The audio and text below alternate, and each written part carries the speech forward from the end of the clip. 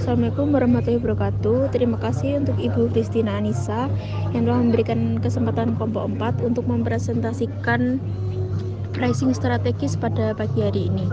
Sebelumnya, anggota kelompok 4 yang terdiri dari Yasinta Putri Amaila Dinda, NPM 0154, yang kedua Diana Setia Ratu Paramita, NPM 0177, saya sendiri Arini Puspitasari, NPM 0190, yang keempat Prabastia Savitri yang NPM 0205, selanjutnya atas Amiratul Aida NPM 0214, selanjutnya Ifatul Farida NPM 0196, selanjutnya Muhammad Ziki An-Nawaf NPM 0162, yang terakhir Afik Ahzani NPM 0144.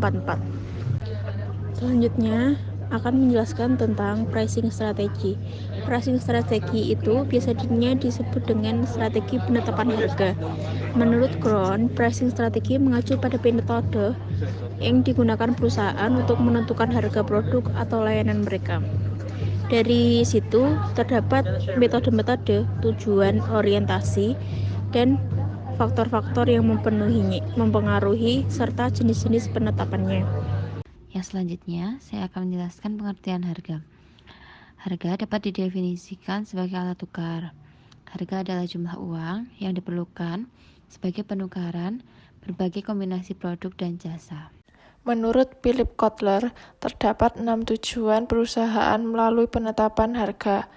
Yang pertama, bertahan hidup. 2, maksimalisasi laba jangka pendek. Yang ketiga, memaksimumkan pendapatan jangka pendek. Yang keempat, pertumbuhan penjualan maksimum. Yang kelima, menyaring pasar secara maksimum. Yang keenam, unggul dalam suatu produk. Yang selanjutnya yaitu orientasi penetapan harga. Perusahaan menetapkan suatu harga memiliki dua maksud, yaitu yang pertama, berorientasi pada laba, yang bertujuan untuk mencapai target laba investasi, laba penjualan bersih, dan untuk memaksimalkan laba itu sendiri. Dan yang kedua yaitu berorientasi pada penjualan, yang bertujuan untuk meningkatkan penjualan dan untuk mempertahankan atau meningkatkan bagian pasar. Tujuan penetapan harga. Di sini ada 6 poin tujuan penetapan harga. Yang pertama adalah profit maximization pricing atau memaksimalkan keuntungan yang bertujuan untuk mencapai keuntungan yang maksimal. Lalu yang kedua adalah market share pricing atau penetapan harga untuk merebut pangsa pasar. Dengan harga yang rendah, maka pasar akan dikuasai. Namun ada syaratnya, antara lain adalah pasar cukup sensitif terhadap harga, lalu biaya produksi dan distribusi turun jika produksi naik, lalu ada harga turun, pesaingnya sedikit. Yang ketiga adalah market skimming pricing. Market skimming pricing ini adalah kita contohkan jika ada sekelompok pembeli yang bersedia membayar dengan harga yang tinggi terhadap suatu produk yang ditawarkan perusahaan atau organisasi, maka perusahaan akan menetapkan harga yang tinggi walaupun nanti pada akhirnya akan turun kembali. Lalu yang keempat adalah current revenue pricing atau penetapan laba untuk pendapatan maksimal. Penetapan harga yang tinggi untuk memperoleh revenue yang cukup agar uang kas cepat kembali. Yang kelima adalah target profit pricing atau penetapan harga untuk sasaran. Harga berdasarkan target penjualan dalam periode tertentu. Dan yang terakhir adalah promotional pricing atau penetapan harga untuk promosi. Penetapan harga ini untuk suatu produk dengan maksud mendorong penjualan produk-produk lain. Ada dua macam, yaitu ada loss leader pricing dan juga prestige pricing. Selanjutnya, metode penetapan harga. Yang pertama, cost oriented pricing adalah penetapan harga yang semata-mata memperhitungkan biaya-biaya dan tidak berorientasi pada pasar. Terdiri dari dua macam. Yang pertama, markup pricing and cost plus pricing. Cara penetapan harga yang sama yaitu menambahkan biaya per unit dengan laba yang diharapkan. Yang kedua, target pricing, yaitu suatu penetapan harga jual berdasarkan target rate of return dari biaya total yang dikeluarkan ditambah laba yang diharapkan pada volume penjualan yang diperkirakan. Yang kedua, demand oriented pricing, penentuan harga dengan mempertimbangkan keadaan permintaan, keadaan pasar, dan keinginan konsumen. Terdiri dari perceived value pricing, berapa nilai produk dalam pandangan konsumen terhadap yang dihasilkan perusahaan.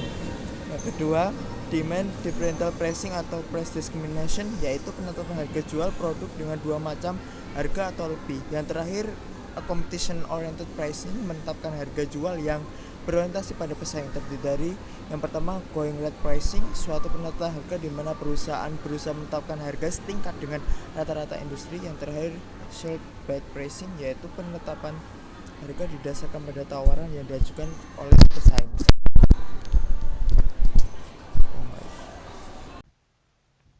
Yang selanjutnya yaitu faktor-faktor yang mempengaruhi harga meliputi yang pertama, demand of the product. Perusahaan perlu memperkirakan permintaan terhadap produk yang merupakan langkah penting dalam penetapan harga sebuah produk. Yang kedua, target share of market, yaitu market share yang ditargetkan oleh perusahaan. Yang ketiga, competitive reaction, yaitu reaksi dari pesaing. Yang keempat, use of cream skimming pricing of penetration pricing, yaitu mempertimbangkan langkah-langkah yang perlu diambil pada saat perusahaan memasuki pasar dengan harga yang tinggi atau dengan harga yang rendah. Yang kelima, other parts of the marketing mix, yaitu perusahaan perlu mempertimbangkan kebijakan marketing mix. Yang enam, biaya untuk memproduksi atau membeli produk. Yang ketujuh, product line pricing, yaitu penetapan harga terhadap produk yang saling berhubungan dalam biaya, permintaan maupun tingkat persaingan. Yang kedelapan, yaitu berhubungan dengan permintaan. Dan yang kesembilan, berhubungan dengan biaya. Dan yang terakhir yaitu mengadakan penyesuaian harga. Selanjutnya, jenis-jenis penetapan harga. Sebelumnya saya akan memperkenalkan diri. Nama saya Muhammad Ziki Anamaf dan NPM 1901010162. Jenis-jenis penetapan harga ada 6. Yang pertama, penetapan harga per wilayah geografis.